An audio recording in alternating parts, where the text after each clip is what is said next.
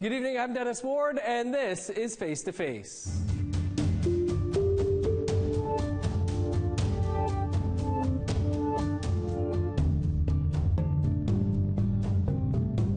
Our guest this week is Lorraine Seymour. Lorraine is a residential school survivor who attended St. Mary's Catholic School in Kenora, Ontario. She went on to work in the child welfare system. Lorraine and a group of her fellow survivors from Treaty 3 made the trip to Maskwacis to see firsthand the papal apology by Pope Francis. Lorraine, thanks so much for being with us on the show this week. You're welcome. It's good to be here. As we mentioned off the top there, you attended St. Mary's Catholic Residential School in Kenora. Can you tell us a bit about your experience there? Okay. Well, I went in there when I was, I guess, 6. My mom dropped me off there, and I'll always remember the print of her dress as she's walking away. So that's always stayed with me, that part of being dropped off there. I guess the greatest thing I got out of attending residential school was developing a grit to survive things. Like, we didn't really have a system in my family that we prayed or anything like that. So when I went into school, I learned how to pray to Virgin Mary. And in that experience of learning about, you know, the creation story of the Catholic, I discovered a love that Virgin Mary had for her son. So I hung on to that. That was mine. I hung on to that with my dear life. So I'd often go to this little place where Virgin Mary, there was a statue there. So I'd go there, and that would be my safe place, away from the altered boys and everything that was happening in that place. And so yeah, that's a little bit of it. Mm-hmm. We're going to talk about your trip to Maskwacis in a bit to see the Pope's apology, but you've stayed, it seems, pretty close with some of your classmates from school? Yes, that we'll always have a connection without even seeing each other often. We just know, you know, we just have that love for each other and that support for your comrade kind of thing, I guess. Yeah, it's a hard feeling to have, you know, when you see somebody, and it's good to see them out and about, because really there's always death in our communities, and it's never ending. When the news started going public, I guess, you know, about the findings of the unsuspected unmarked graves at the sites of these former schools, what was going through your mind? Well, I was taking this course, this graduate course at U of M called Barriers for Indigenous People. So I ended up having to retake that course because they wouldn't. What happened was I went into a kind of like a depression. I got really sad, and it was really hard for me to get out of bed for a few weeks. And then, you know, even with doctor's notes and all that stuff, they wouldn't just let me pass, because I'm really a smart person. I can write and everything, but that knocked me to my knees, and I couldn't stand up and do my work for a couple of weeks. And then I ended up having to take that graduate course called Barriers for Indigenous People. So that's part of colonization, and that becomes part of my story too. So that's what I was doing. I actually got really sad. Not that because I didn't know it, I always knew it. I always knew there was people that didn't come back, and my friends and my family always talked about, you know, Charlie Wenjack and him freezing, trying to walk from CJ to where he came from and where he died on the tracks. And my parents always told us which way he went, and they made sure that we committed to not running away, to survive this place. Yeah. Was there something that helped you not move on, but try and get back to some normalcy after all of that? It was hard because, you know, after res school, like, you know, like generations of their children being ripped out of their hands, like there was like a lot of addiction, mental health. So coming home to alcoholic families was really hard. Like a lot of our ancestors drank a lot to survive that. So that's how they coped to survive it. So, but in the middle of all that, in the midst of all that, was my culture. My parents made sure that I knew my culture. They made sure that I went with Uncle Pete to go to powwows, and Auntie Agnes made me, jingle dresses, and Auntie Marie made sure that I knew that I had a relationship with the land. So all that stuff. And then my mom never spoke an English word to me in her entire life, but she read a lot. So takes a certain part of your brain work to read English and only speak Anishinaabe. So it took me a long time to remember and acknowledge her for what she gave me. Ta Anishinaabe, How important for you was it to be able to pass down to your own kids these traditions, cultures, language? Oh, it's critical. It's critical to their identity, to their strength as to survive their experience in colonization, their resurgence of their culture. They really needed, and I didn't realize I was doing it, but they were very enmeshed in their culture. Like, I'll give you an example. My granddaughter, my daughter's daughter, she's 5, and when it's time to say goodbye to somebody, when her auntie has to go back to Vancouver to do her law practice, she always says, well, let's smudge first, just to make that goodbye really long. It's like a ceremony. Eh? Didn't even know that's how enmeshed she is in her own culture. It's just natural for her now, all of us. As somebody who went to residential school at 6, how does that make you feel to have your 5-year-old granddaughter wanting to smudge and things like that? Oh, it's amazing. She just knows. She knows, and she reminds me of how important it is and how empowered I am and how grateful I am that I had this ability to teach her, to teach my children how to be proud of who they are. There are those who get columns in the mainstream media who argue that there are no children in these unmarked graves, that basically don't believe the truth from the Truth and Reconciliation Commission's reports and what survivors have been saying for a long time. What do you say to those people? I'd call that out. That's not even true. Like, if they were raised in an Indigenous family, surviving residential school intergenerationally, then they would have the oral history. Because that's all we had was oral history for the longest time until we started talking about it. When in the 80s and 90s, we started talking about residential school. But up until that time, we had our oral history of our people that went to war, never came back, people that went to res school that never came back, names and everything. Like my oldest brother, who's 80, he's one of the leads at St. Mary's that are, they're ground searching for the residential school. He knows their names. Mm-hmm. That's oral history, and that's true. The federal government has appointed an independent person, an interlocutor for missing children and unmarked graves, burial sites associated with Indian residential schools. Are you happy that the federal government has somebody looking into this? Yes and no. I'm glad that we're having this dialogue, but there's also all kinds of corrupt things that happen within our policies, Canadian policies. I don't know, sometimes that's from my own experience, I guess, is because Canadian policy has never been intended to protect me as an Indigenous person.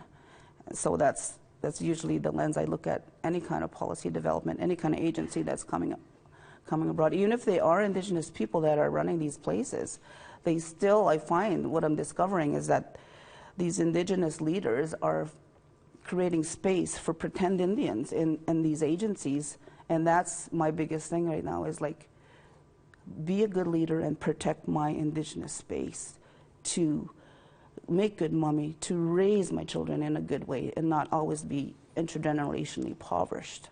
So if they do that, then I would support that, but I'm kind of skeptical about these big agencies that come on all the time. What would be your hopes to come out of this 2-year investigation that the Kimberly Murray's undertaking right now as the interlocutor? Well, I think there's enough evidence that it's true, so I guess the names and closure for the families that never seen their child come home. Like, imagine, we send our child to school and then we never see them again, and they don't even think it's important to advise us that our child is dead or our child passed away that year or whatever, the horrific stories. Mm-hmm. So I don't know, we'll probably get more of those stories inside that inquiry, I'm thinking, or agency. There is a gathering with the interlocutor here in Winnipeg in a couple of weeks' time addressing trauma in the search and recovery process for missing children and unmarked burials. Is that something that you're hoping to attend? I'm not sure if I would go there. I'm not sure. I don't know. It's like trauma, you know? And that's why I find my healing and my meditation as I'm doing my social work things. I find that's where I go. Mm-hmm. But I don't know, maybe. Who knows if I get an invite? Yeah. Well, hopefully they'll send you an invite. Lorraine, we mentioned that you went to see the papal apology. We're gonna talk about that. We just have to step aside for a quick break, and then we'll continue the conversation here on Face to Face with Lorraine Seymour. Stay with us.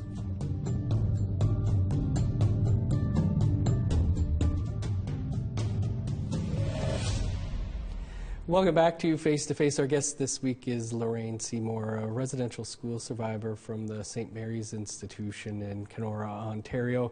Lorraine, as we mentioned, you went to the papal apology in Maskwacis with some of your fellow survivors from Treaty 3. How was that experience?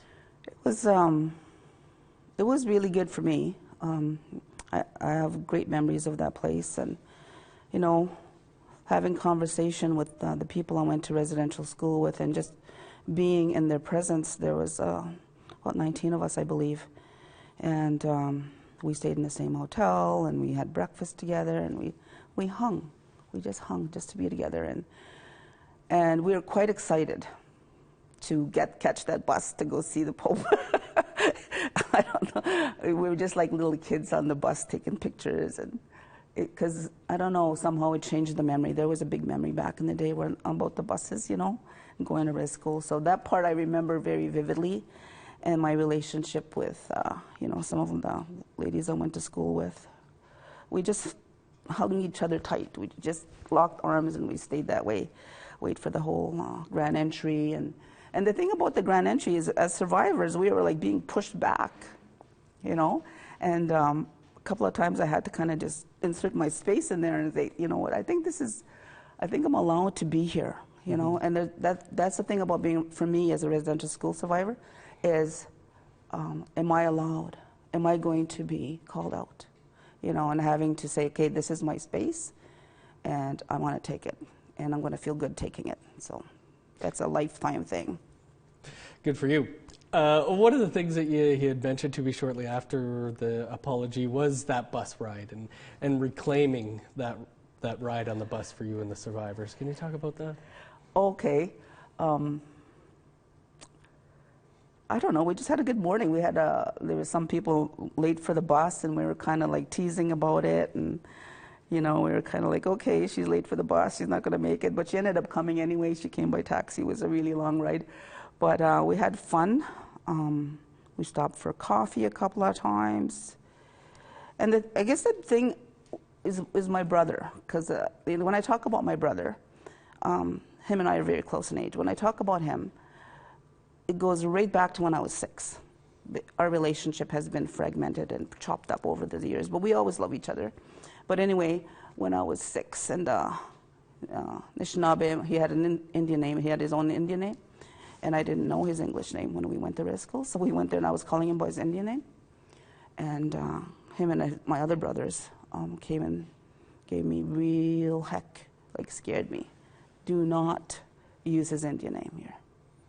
You know, like it just stilled the fear of God in me, I'll call that. It's like, oh, okay, I'm starting to get this. So that's where the new person had to develop to survive that place. It's like, okay, we can't be who we are here.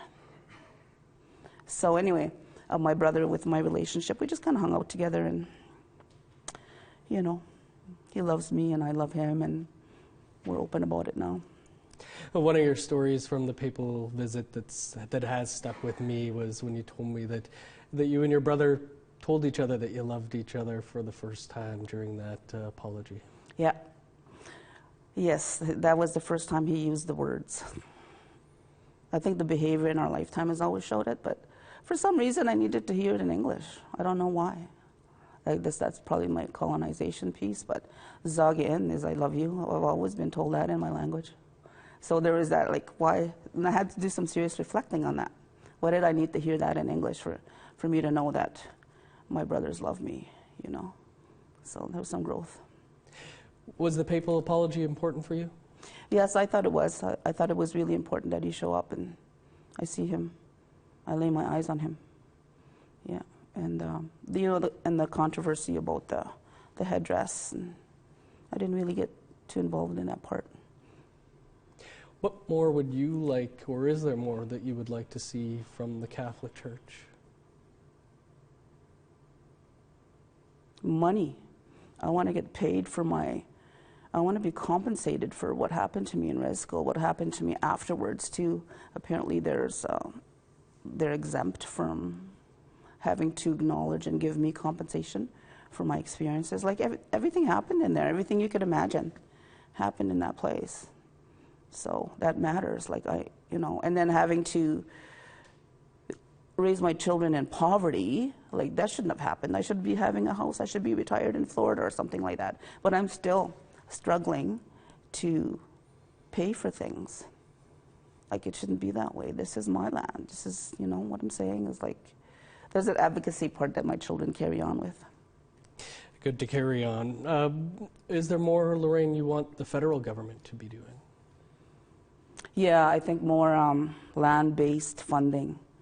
Like, we really need to know how to make our own leather again and from the hides and stuff. It's hard work, and having incentive, I don't know how to say that word, incentive?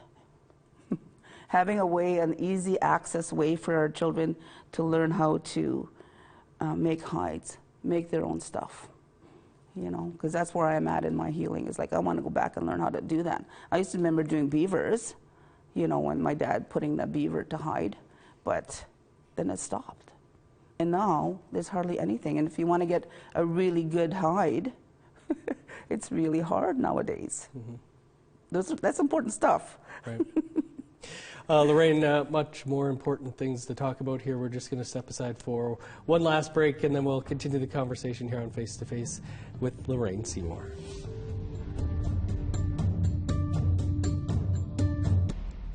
Welcome back to Face to Face. Our guest this week is residential school survivor Lorraine Seymour. And Lorraine, you entered a profession that's no doubt very difficult, but also despised by many, the child welfare system. How did you get involved in that? Why did you want to get involved in that system? Okay, I already had 4 children. I was living on the res, and I was delivering the welfare program. And I didn't seem to be making enough money. I had a beautiful house, though. But I needed more. I wanted more, and I wanted more for my children. So we packed up the U-Haul, and we went to Peterborough. And I went and got my degree, my Native Studies degree at Trent University. And so I had these romanticized notions of coming back and smashing patriarchy in the community and, women leadership. And so I come home, and well, that didn't work out that way. Like, I found that I had to really struggle to even find a voice in the territorial government of Treaty 3. It's like, why are you delegitimizing my voice? Like, I'm smart, I'm beautiful, I can do this.